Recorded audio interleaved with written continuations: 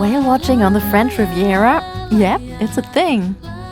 While most people picture yachts, beach clubs and chilled rosé, this coastline's also home to a protected marine reserve where you can spot whales and dolphins.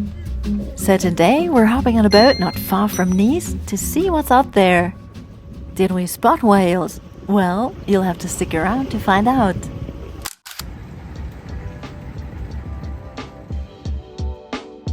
Anya and I looked into 5 different providers offering whale watching around Nice on the French Riviera. We picked the Shelton Whale Project. Their base is in Beaulieu-sur-Mer, about 10 kilometers or a half-hour drive from Nice.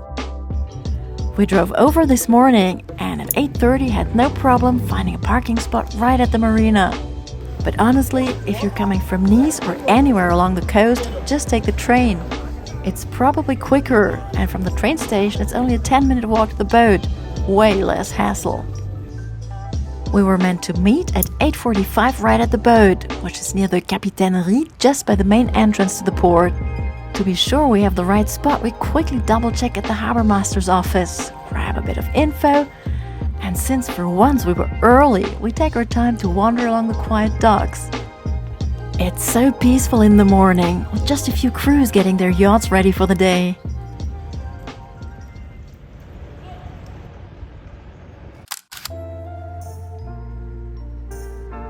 And there it is, Cetacea, our boat for today. Now, don't expect a polished yacht with fancy amenities. We'll get to why we picked this particular one and its crew a little later. Right before stepping on the boat, we both take a quick seasickness pill. Better safe than sorry. It was actually suggested to us in a preparation email we received after booking the tour. And now it's time to hop on board and meet our skipper, Remy, along with our fellow passengers, Jane from the UK and a Belgian couple. Tour guide Laurie isn't here yet, so we pick our spots on deck and get comfy with the coffee Remy offered. It's a pretty small group today, just 7 of us, and we're totally free to move around the boat. Which means I get pole position as we leave the marina shortly after 9 a.m. And no sails today, by the way. We'll be heading out under motor power. It's just easier to handle with guests on board, especially since none of us have a clue about sailing. Remy and Laurie usually take a maximum of 8 guests for their tours. And while today's all about whale watching, they also offer a la carte trips, like diving outings, sunset apéros at sea, or whatever else you might fancy if you'd like to privatize the boat. Oh, and Laurie, who you'll meet properly in just a second, surprises us with the typical French pastry for breakfast. And off we go, leaving the harbour behind and heading about 10 nautical miles out into the open sea. So, ah oui, c'est bon, on a la chance. Allemand, anglais et belge qui parlent. So, 1, 2, 3, 4, 5. We lost nobody, perfect. So, hello and welcome on board. She's 30 meters long, 12 tons, from 1977. The storm is quite calm today, so it should be okay. Then it's Laura's turn to tell us what's actually swimming out here, in this area called the Pelagos Sanctuary. It's a huge protected marine zone and one of the most important breeding grounds for whales and dolphins in the Mediterranean. It's shared between Monaco, Italy and France. It's a very, very big zone because it's 87,500 square kilometers. And every time, 80% of time we see them. They choose to come, so this is very important for us. It's the priority. So what might we be lucky enough to spot today? According to Laurie, here's the lineup. There are 3 species of dolphins in this area. The striped dolphin, the one you're most likely to see, the common dolphin, which confusingly isn't the most common, and the bottlenose dolphin, the shy one of the bunch. When it comes to whales, we could come across pilot whales, known to be pretty curious around boats. Then there's the sperm whale. Laura says they often approach their boat. They're seriously huge, between 12 and 20 meters long. And if we're extra lucky, we might catch a glimpse of a fin whale, also around 20 meters long, and the ultimate big guy, the blue whale. Yeah, the biggest animal on the planet. They can grow up to 30 meters, and apparently there are somewhere between 150 and 1,600 of them living in the Pelagos Sanctuary. Other possible sightings include turtles, sunfish, northern gannets, those giant seabirds, rays, and even sharks. And now the tension's on. Everyone's picked their spot and started scanning the water for any suspicious movements.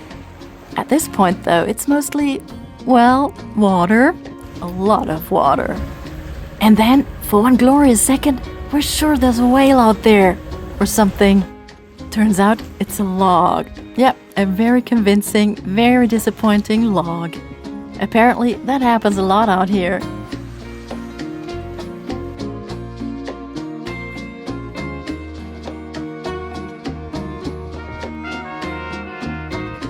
We're actually super lucky today because the water's nice and calm. On rough days, waves can easily trick you into thinking you've spotted something. So we go back to waiting and watching.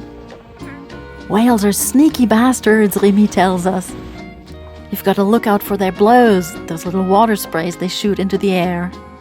Meanwhile, we've already put quite a few nautical miles between us and the shore. See those buildings over there? That's Monaco. Looking back at the coastline, you realize why this area is so rich in wildlife. The mountains you see on land drop straight down into the sea and keep going underwater, creating a rugged, steep seabed, perfect for marine life. Then, as a few of us start getting a bit peckish, Laurie and Remy get out the hydrophone. They're hoping to pick up sounds from below, clicks, whistles, anything that might hint at nearby dolphins or whales. Laurie explains you can sometimes hear those sounds from up to 3 nautical miles away. Right now, though, it's just water. So, eyes back on the waves. But honestly, even if we spot nothing, this boat ride alone is worth it. It's so peaceful out here, and it just feels good to be away from everything. Now, about our chances. Whales are pretty rare on these trips. Laurie says they are lucky about 5 to 10% of the time. I've done a few tours like this before and maybe seen a whale once or twice. Dolphins, though, that's a whole different story.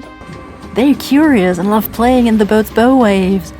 Laurie says around 80% of their trips get visits from dolphins, and sometimes not just 1 or 2, but groups of 20 to 100. Still, Laurie can't help but point out how frustrating it is that there aren't stricter rules in place to protect these animals, even inside the sanctuary. The purpose is to be a sanctuary, but no rules here. We have many problems. We have problem of collision because of the speediness of boats. We have problem of plastic pollution. We have problem of sound because under the sea is very noisy for animals. That's why sometimes you heard some whale or some baby are lost. They lost the family group. Why? Because it's too noisy underwater. We've been out at the sea for about 2.5 hours when Remy gives us the green light to jump in for a swim. And of course, Anya and I aren't about to say no. Just imagine it, 2,000 meters of nothing but deep blue beneath you. By the way, it's mid-June and the water is surprisingly warm for the season. Not exactly good news for marine life, but for us right now, absolute perfection. It's hands down the best refreshment, especially with the heat out here. I'm pretty sure we've scared off every whale and dolphin between here and Corsica. But hey, you never know. Time to head back towards the coast. And Laurie reassures us it's not over yet.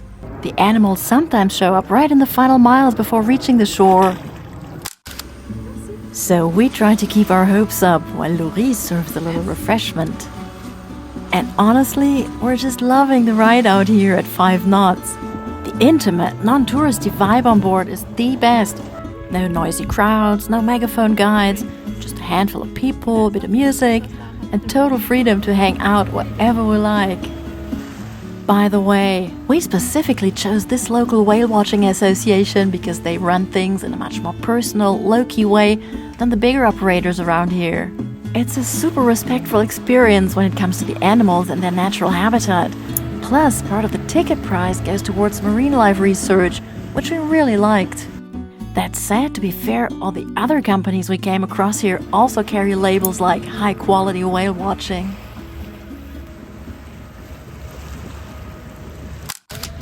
Just when we've secretly accepted that we'll be out of luck today, the Belgian couple spots something on their side. Everybody jumps up and rushes over, and we just about manage to capture this spectacle on camera.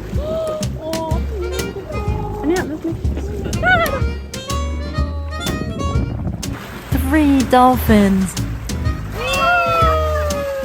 Well, that's what we came for. Everyone's hyped and happy now. Laurie tells us they were striped dolphins, and they totally made our day.